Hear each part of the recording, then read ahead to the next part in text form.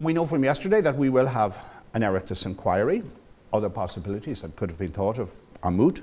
We will have an Oireachtas inquiry. We don't know who in the Oireachtas is going to do it. That's probably not terribly important. And of course, we also aware of some of the concerns that people have raised about what might be involved in an Oireachtas-led inquiry. Just a parenthetical remark on that, I think there are two slightly separate issues that I've at least observed from where in the United States where I've seen a number of congressional type inquiries over the years into controversial subjects. There is of course a possibility of pure partisan political taking. That might be the case. There's also, I think, separately from that, what I might call a pure, to put it a little bit crudely, grandstanding effect. That is to say, people who participate in these inquiries may wish to make statements and so on that will not necessarily be partisan, but will end up, if you like, on the 6 o'clock news.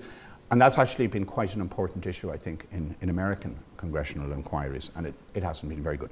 But anyway, whether those issues arise in Ireland or not, I think this is a matter of the public, and only the public will ultimately judge. You can make your own, you will have your own views. Even now, most people probably have. But I don't want to go into that more political, personalised area at all. But coming back to the issues, what might be the main objectives? Well, to me, I think the main objective should be really to give everyone involved in all of this the chance to say openly and to the public, which they have not all had the chance to do, say what happened and why they did what they did, and to acknowledge probably major errors that were made. And I think that's important from a public point of view. It's important to see the individuals at the heart of all of this come up and explain openly and honestly what happened and why. I doubt myself, and I'll come back to this later, that there will be any significant new substantive information generated by this inquiry. I may be wrong, but we shall see. But that would be my prior belief. And I also think that the opportunity, to put it again a little bit crudely, that some may be hoping for, to namely hang the scoundrels, to put it like that, I think that will, rightly or wrongly, for good or bad, be circumscribed by the R.B. Lara judgment, and also, of course, the more recent decisions taken with respect to the coverage, or rather non-coverage, of Anglo-Irish and possibly maybe of some other institutions as well. But I think there is a very legitimate public desire to have an airing with the individuals involved of as to what happened, and I think the public are probably not too clear beyond that general view as to what exactly can be achieved, and that's something that I'll try and offer some thoughts on later. But I think while this, if you call it cathartic, almost quasi-political objective is a public policy objective, is therefore very good, I think it's important not to raise expectations that the inquiry will be able to achieve many, many great things. It will be costly in terms of time, resources, public attention, when arguably, there are other quite important things that need to be looked at. And if it is seen as an inefficient exercise, or if it doesn't add value added in certain sense, then I think the public will be disappointed, and perhaps the level of, you might say, public cynicism that has risen over the last few years would not only be dispelled, but it would be exacerbated. And I think that would be very bad for the people of Ireland and for the political processes that we want to try to improve. Now, those are reasonable objectives, I suppose. Preparations. Well, this sounds obvious, that I believe it is essential to do a great deal of thorough work beforehand.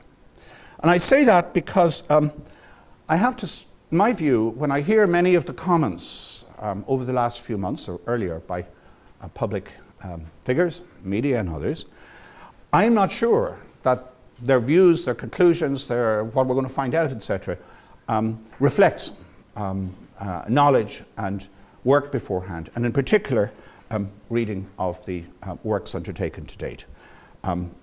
I sometimes think the more I read about this, the less I'm confident that people have actually done the work. And it is a lot of work. These are complex issues. Those who worked on Honohan and Nyberg, there were 4 or 5 of us on Honohan, there were 16 on Nyberg. We worked night and day, very efficiently, I think, and produced very detailed and extensive reports. I'm not saying everybody is going to read them, they're not going to be bestsellers, but I think that those who are undertaking the work for this new inquiry should really invest a great deal of time to reading in some detail what are some quite complex issues. I'm not sure that they have done so. In fact, I could put that a little bit more strongly, but I'd like to be polite in some cases. And that worries me greatly.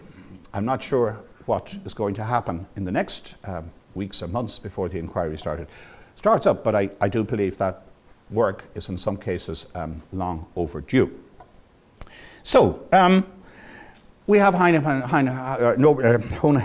and Nyberg. A great deal of detailed work has been done. And often, for example, people say, well, we need to know this or we need to know that, and the inquiry is going to tell us this or that. Well, actually, in very many cases, the answers are already there in the 2 reports I referred to. And with a little modest plug, some additional elements, at least in terms of analysis and discussions and so on, is perhaps in our own book. So, Honohan and Nyberg, what did they do? Well, they outlined, I think, in great detail all the institutional mistakes and the lapses of judgment by all.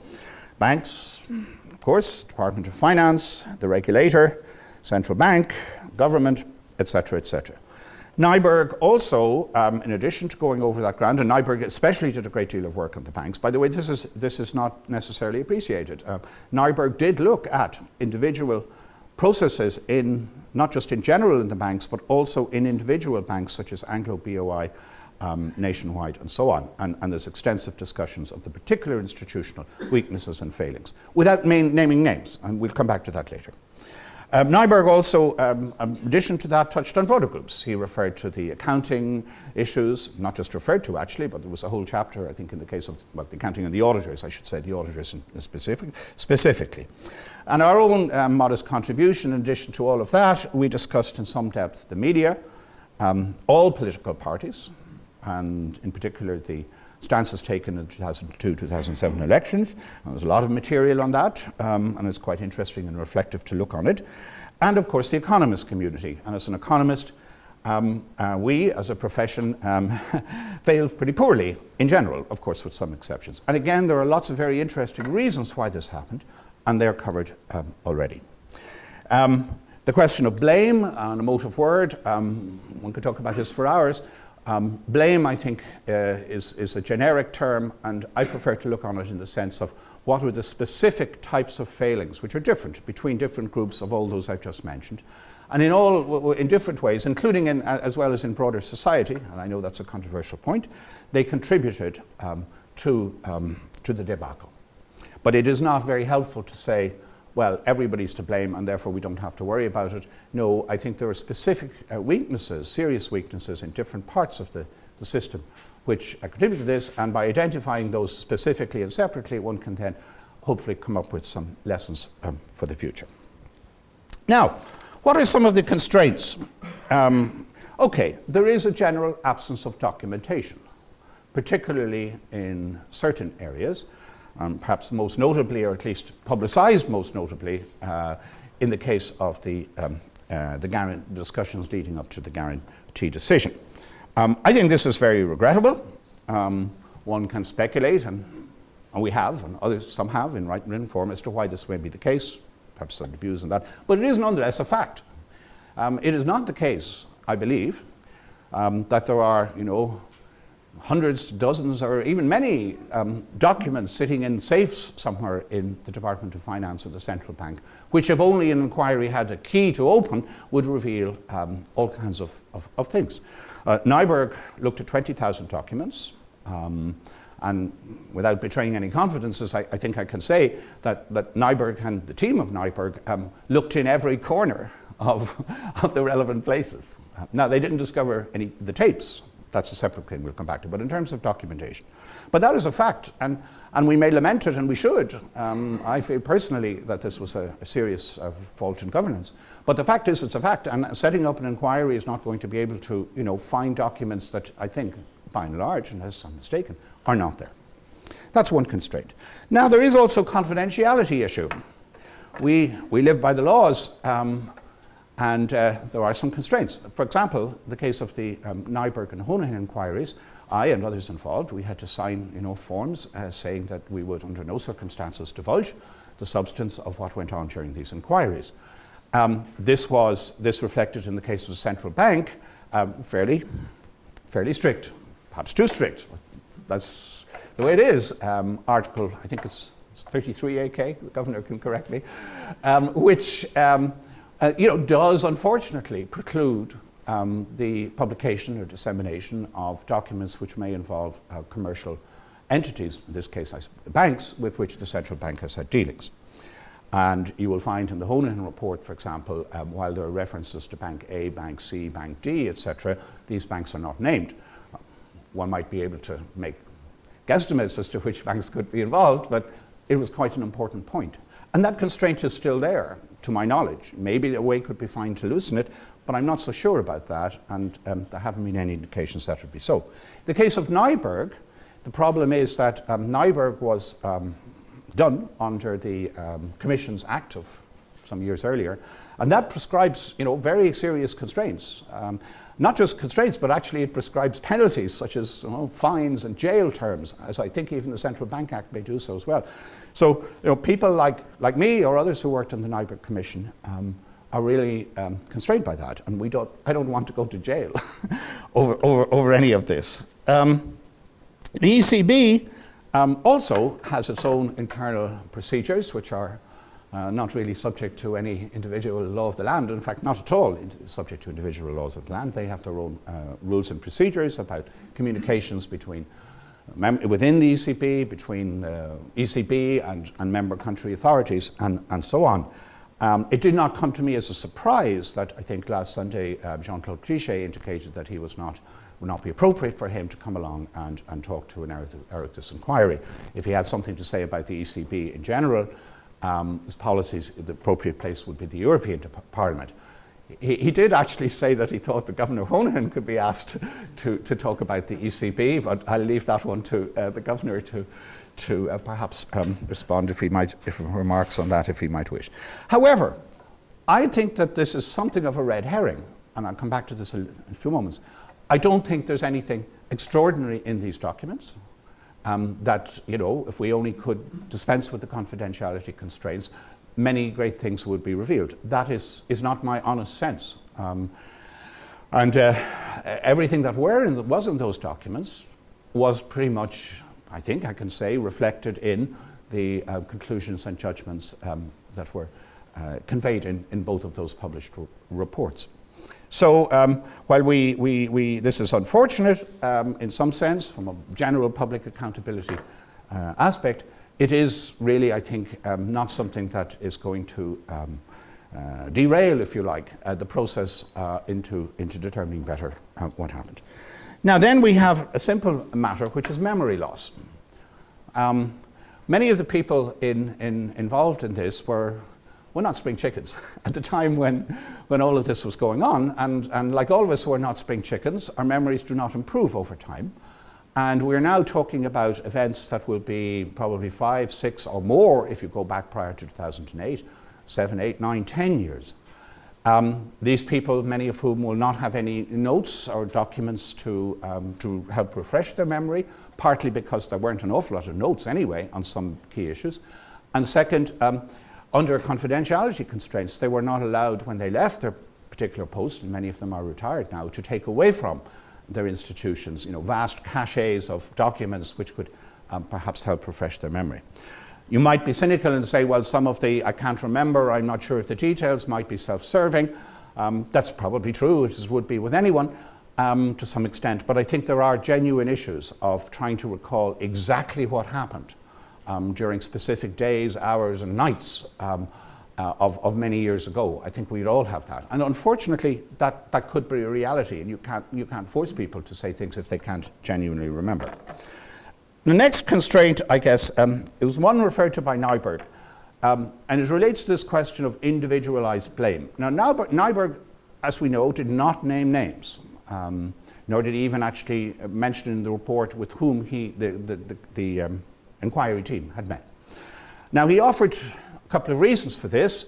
One was that he thought this might prevent people speaking openly about what happened if they're honestly and frankly, if their words were then to be quoted in the report.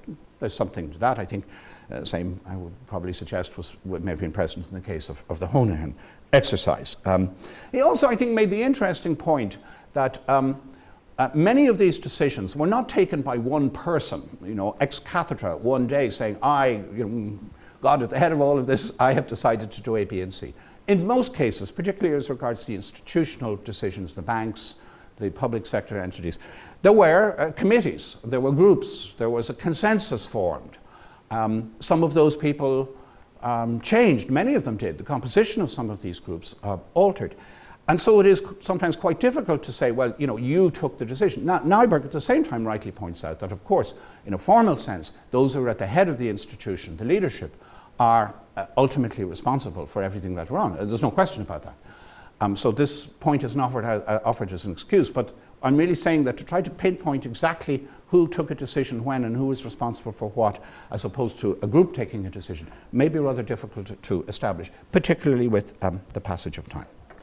A final constraint, of course, is Abi Lara. Now, I'm not a lawyer. Maybe lawyers here could offer some views, but one cannot make adverse findings of fact. I understand exact wording against individuals. That's the way it is, unless a referendum is put forward. I do wonder that the question of not making adverse findings might actually have potentially more extensive implications, and it might constrain what I might call aggressive questioning of the sort like, do you mean to tell me, or why on earth did you, Mr. X, do nothing or do something bad or whatever during this period? That could be interpreted as an adverse question, which indirectly impugns the integrity or reputation or whatever of the person to whom the question is posed. And it would not surprise me, again, I'm not a lawyer, if some people said, now hold on, adverse findings also could, must cover a constraint on adverse questioning, particularly if there is not a process whereby the question can be appropriately dealt with in a calm way, which was, of course, was the whole basis of the Abi Lara judgment in the first place, that Oireachtas process did not provide an appropriately balanced process for arriving at these things. And I can say, again, referring back to the US, much of the questioning of congressional committees is of a highly adversarial nature. And I have a feeling that might not be allowed by Abi Lara. And what we want to avoid here, by the way, is we want to think through this, and we also want to avoid trips to the high courts. We don't want people with a lawyer sitting beside them saying, excuse me, Mr. Chairman, you cannot ask this question. Arguments ensue, everybody decides, well, we're not quite sure what Abi Lara really meant, and so let's all adjourn until this is sorted out. You can see where that would go to, and we could get very quickly bogged down. So on this, I would hope very much that those setting up the inquiry will be conscious of this and have very clear ideas about what can be raised and how it can be raised. Okay, I perhaps have listed some of what might seem to be somewhat negative features or constraints, I would prefer to call them, but I think they're significant constraints. But what are the positive features? Well, I think there is an opportunity here to have what I might call a balanced view of everything that happened. I think people involved, particularly those who have been the subject of some public opprobrium, will come along and explain openly what they did and why they did it. The influences that were brought to bear, which are domestic influences, political influences, external influences, ideological, etc., and societal, media influences, and acknowledge their responsibility and accountability. And this is surely a very good thing. They will probably, by the way, individuals will point undoubtedly to the fact that even as late as end 2008, the consensus, a very broad consensus, was that we did not have a property bubble in the classic sense. we were heading for a soft landing.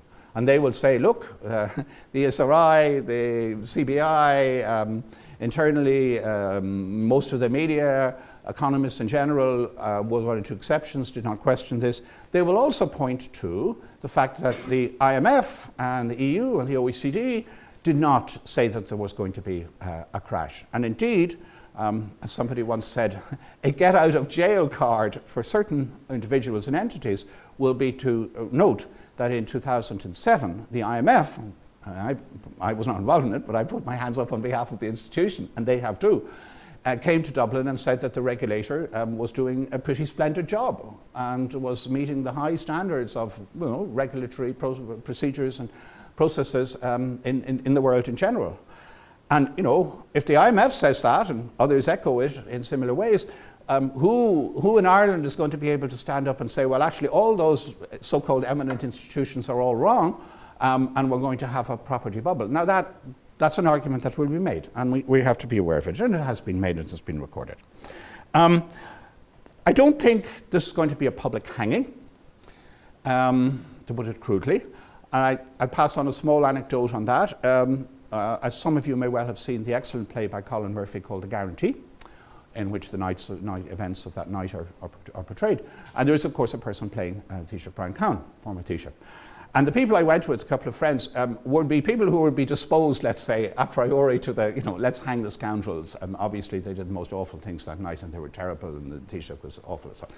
But I was actually struck by the fact that after the play, which explains at some length, in former Taoiseach's words, of course, and others, all the stresses, the strains, the difficult choices, the time pressures, that we couldn't sit and wait and think about this, and the banking system was going to collapse and so on. They actually came away with feeling, this was a bit tougher than we thought. This was much more complicated than we thought.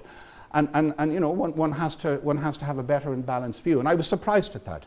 Our president, Michael T. Higgins, actually said, after he saw the play, he said that this was a very important play, which is very good. He also said about a very complex subject, and I think that's true too. And I thought it was a very insightful comment that many of those who have made very quick, simplistic rush to judgments should bear in mind. Now, let me come back to the last point. I hope I'm not taking too much time, to the notion that the implicit notion, or the hope, or maybe expectation, I'm not sure, that there are all these smoking guns, that we need to know what happened, and the inquiry will tell us somehow some important things that we didn't know. And let me give you 3 examples of frontline issues where I don't actually think this is likely to be the case. First is, people say, on the regulator, financial regulator, people say, okay, yes, we know the regulator failed. That's widely documented and so on. But why did the regulator fail? That's what the inquiry is going to tell us. We're going to find out just why the regulator failed. Now, I actually think that's a bit misplaced, because we do know, and is well extensively analysed in the 2 reports and elsewhere, in great detail, why the regulator failed. And there were lots of reasons. There was a philosophy of light regulation coming generally from abroad, accentuated by the IFSC desire and the jobs and all the employment and so on that was associated with that. There was, as a result of that, a concentration on process rather than on substance. There was the fact that the ECB did not have any role in overseeing national supervisory responsibilities. There was the problem that if we tightened up on Irish domestic banks under the control of the regulator, foreign banks would not be subject to lighter constraints, would then take more of the market.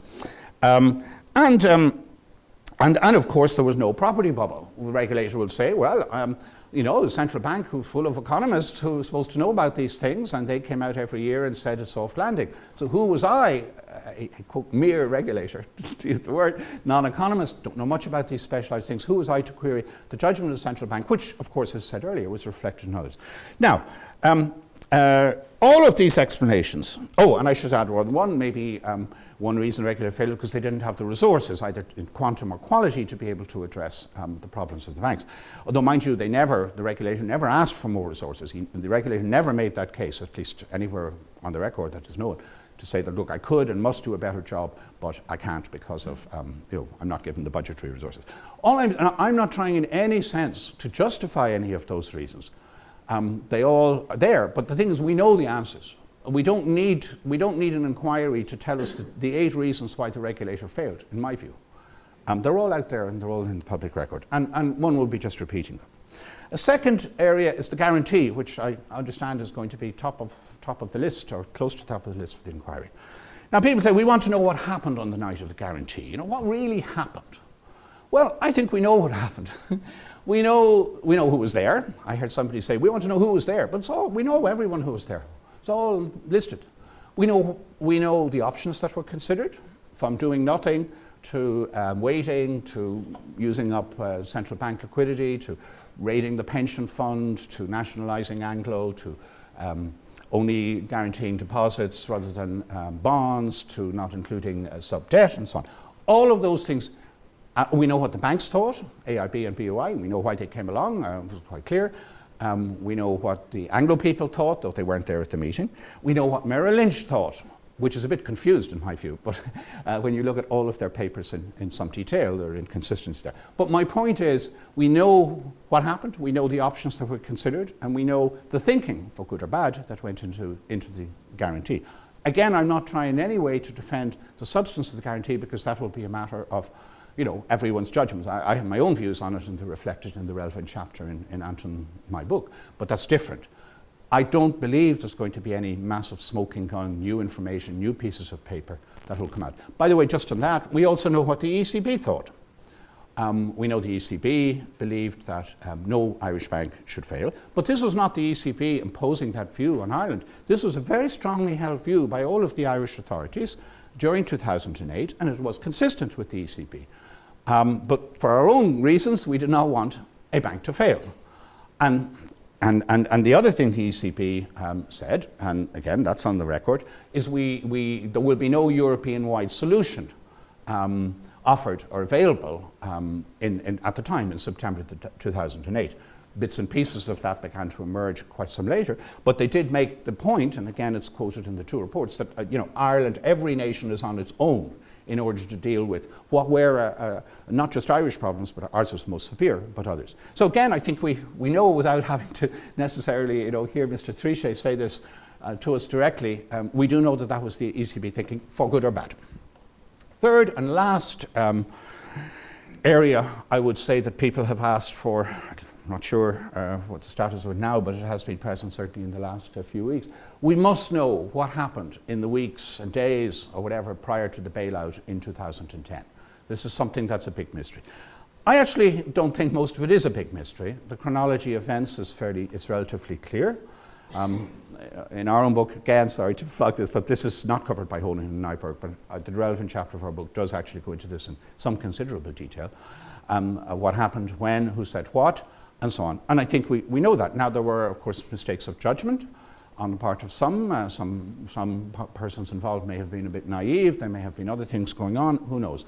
And of course, one person who would, one could ask more about that is no longer with us, former Minister Brian Lenihan.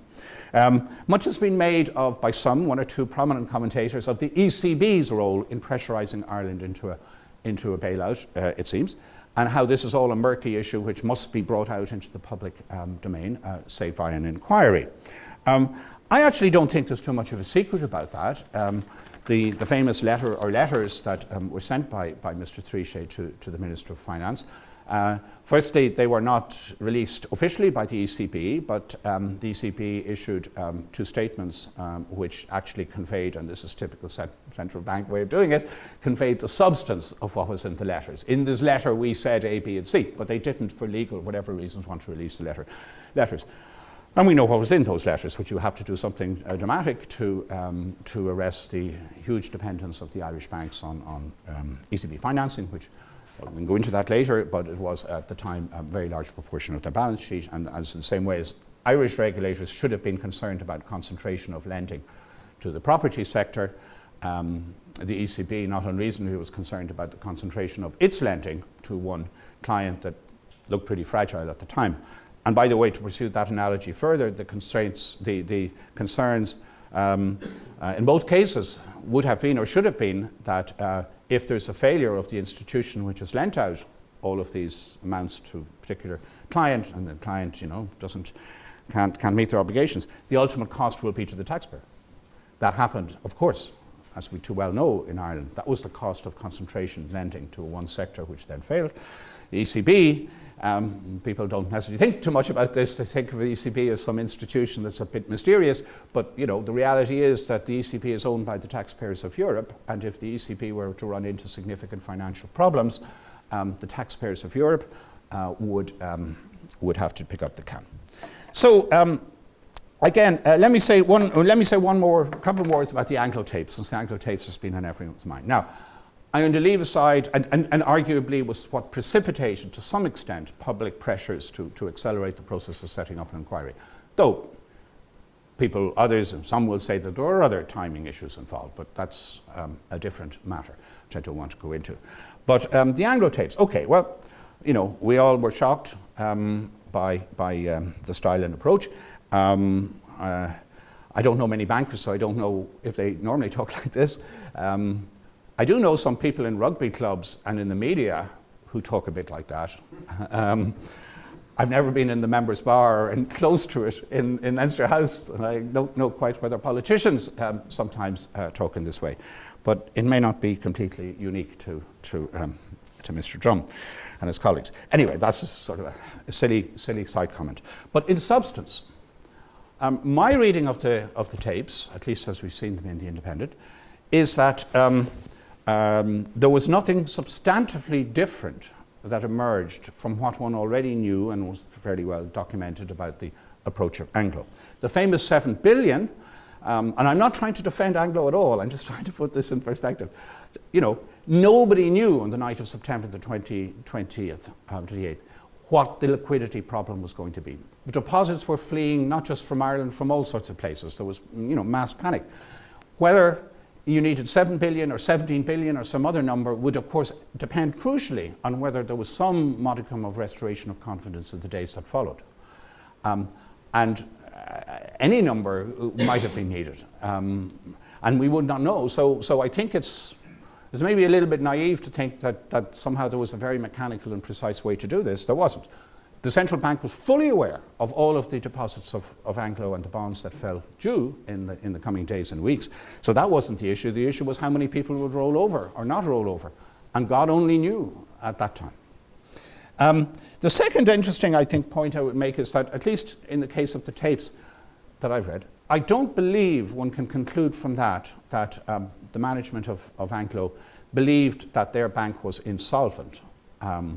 And the charge, of course, has been made that if they were to have thought that, then of course there would have been deception in the sense that they were asserting that their bank was solvent when they knew it wasn't. But actually, I don't believe, but this is subjective judgment from reading it, that they thought that their bank was insolvent. Of course, they had a massive liquidity problem, but all the banks had. Anglo had the biggest. But I don't think they came to that conclusion. They believed in their bank, as did others. Wrongly, of course. And you have to remember that in September 2008, house prices had fallen only by about 8% at that time. If anybody had said, well, your bank is insolvent because house prices are going to fall by 60% and commercial property prices are going to fall by 90%, which is, of course, what happened, people would have said, you must be smoking something. I mean, that's the most absurd and ridiculous idea I've ever heard. So, if you take the view that everybody believed we were in for a soft landing, then there was probably no reason, actually, for Anglo analytically to conclude that their bank was insolvent. And nobody else was saying it was insolvent either. Nobody was telling Anglo at the time, to my knowledge, that their bank was insolvent. So I just wanted to offer those thoughts on the Anglo thing because, again, there seem to be a lot of fairly simplistic things. Okay, what we need, therefore, to conclude is we're going to have an inquiry. It needs to be well thought out. The work needs to be done beforehand. The questions that can be asked, the value added from the answers to those questions need to be carefully identified beforehand. Material must be read, and in many cases it has not been. I'm very much struck, for example, by the former Taoiseach Brian Cowan, until quite recently, had only issued one fairly lengthy statement about his thinking and why he did what he did and the constraints and all of that, which was a speech in Georgetown University of a year and a half ago. It was a very lengthy speech. And he discussed all these issues about senior bonds and sub-debt and ECB position and so forth. I've been struck by the fact that from talking with some people who have an awful lot to say about this inquiry, and I asked them, actually, have you actually read Mr. Cowan's speech? Because because he argues certain things for good and bad. No, really? Well, I think that's just shoddy, and I think that we deserve better from whoever is undertaking this inquiry, that they do not do that sort of thing. But anyway, if we prepare carefully, read everything, think about the questions, recognize in advance how some of the constraints that I mentioned earlier are going to play out, how they can be got around or not, or have to be just taken as given. Maybe they can be, I don't know. But this involves procedural and legal issues to some extent. I think we can, if these things are done, the inquiry can serve a useful purpose from a broader perspective of public need for accountability, and indeed for people who have been criticised to have their day in court. But the risks are by no means negligible. As I sit here today, and I don't know what's going on in terms of the mechanics of the preparation of this, of a lengthy inquiry, an expensive one, an ill-focused one, and possibly a somewhat repetitive and not particularly value-added exercise. I don't know how it will come out, but I think we have to work very hard to minimize those risks. I think this is very important. Now, I'm increasingly conscious of the degree to which an inquiry is absolutely crucial to get us nationally beyond where we're at. And I think that I would point to two dimensions. First of all, it's the analysis versus the reality. And secondly, there is the suspicion, which I think is widespread in society, that there is some kind of cover-up, that there is some kind of wish to close let's move on and so forth. There's that suspicion. Now, as far as I'm concerned, in case the second thing, I don't think there is any policy justification for that. I agree that the policymakers tend to be worried for and by the banks, but this is all quite a long way now in the past. The events that are being studied, parenthetically, I have no problem with the thing being continued up until much more recently, but most of what people are looking at are up to 2008. I think that we can ring fence those bad banks then from these banks now, so that there isn't a threat, so that we can analyse and discuss these things dispassionately. Analysis versus reality. Donal mentioned the play by Colin Murphy, and I think that illustrates. Colin didn't have anything in the play that wasn't, but he had a few things that weren't well known, but he didn't really have, it wasn't that he had things that were well known, it was that he brought it to life. He made it real for people. Now, Donal and myself and others, many others that I know in the room, a lot of this stuff is real anyway. You can imagine, there was a meeting in the theatres department. I can imagine that. I've been at meetings in the theatres department, so I can populate the facts by images. But most people can't. And I think that bringing the real life people, describing blow by blow, not their analysis of it, but what happened, why they did this, what they were thinking, that actually will produce a new dimension, a dimension that allows the process to be understood more fully through society. So that's the first thing. It is a reality versus analysis, and I think that it's very important that the inquiry should be conducted in a way that allows that to come to life. The other thing is the suspicion. I don't have much to say about that, but I know that I feel that the reaction, for example, in the last few days, I said, gosh, there could be something here. Looked, can't find anything in the tapes that could help substantially for a criminal investigation. Want to tell people, you remember me saying that I would look? I looked, didn't find anything, but a hostile reaction. So a little bit, not altogether surprised, but surprised at the vigour of it, and it can only be because people are very suspicious. Look, they even dampened down the tapes. We've all heard the tapes. How could they be saying there's nothing in it? But I think everybody in the room understands. But people don't understand outside. They think this is just another part of some massive cover-up. And the only way to bring that out into the open is to have the people who they think are covering up, come out and tell their story. I think that's the only option. I think it's absolutely crucial to go ahead quickly, and it is going to happen now. I was the Director for Public Sector Management at the World Bank. So what I'm struck by is how backward-looking this conversation is. And I suppose, as someone listening, my question is, for the taxpayer, yes, try to get rid of the suspicion if we can, probably you can't. But recently I listened to a radio program, Donal, you were on it, and somebody else spoke, and the person asked both of you at the end of a long discussion, so after all you've seen and after all that's happened, can you say that you are now seeing material changes which will prevent this sort of thing from happening again? And I know something about public sector management, so I could have sympathy with both the question and perhaps the answer. The first speaker, I forget who it was, he said a blunt no. Donal, you were the second speaker, and you said, perhaps influenced by your long experience in diplomatic circles, you said, not yet. Now, my point as an Irish person would be, surely this is really about, can we extract some best practices from this? Can we extract some lessons from other countries also? Can we set in motion some public sector reforms that will satisfy people that all of this pain and suffering can actually lead to something that puts us in a better place? And I just don't hear any of that forward-looking positioning coming out of these conversations.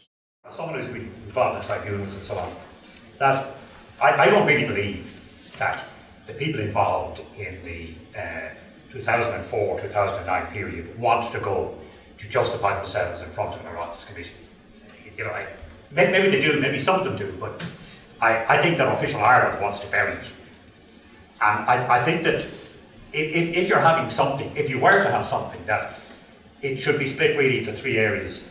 The sort of up to sometime mid-2008 as first tranche, then the sort of guarantee business, and then what happened afterwards and how all this was implemented up to 6 months ago. And then you might be going somewhere. And I think the second thing, I just want to take up time, is that it has to, I think that what has to be said is politicians are afraid of the banks and they're afraid for the banks at the same time. And this causes, they're afraid the banks are going to do something awful, that they won't cooperate, they won't borrow, they won't do anything. Then they're afraid of bank failure. And that type of analysis related to that has to be developed. And secondly, I think and I think the Governor mentioned that in his report too, that the socio-political sort of power dimension of this has to be analysed, in the sense that we were all on a party. Most people, insofar as they thought about it, including myself, as far as that matter, said, "Oh Jesus, this can't go on, but I hope it will end all right." That it won't end in disaster. And I suppose 80 or 90% of people sort of thought that way. But that was all conditioned by the type of media and public debate that went on in the middle 2000s.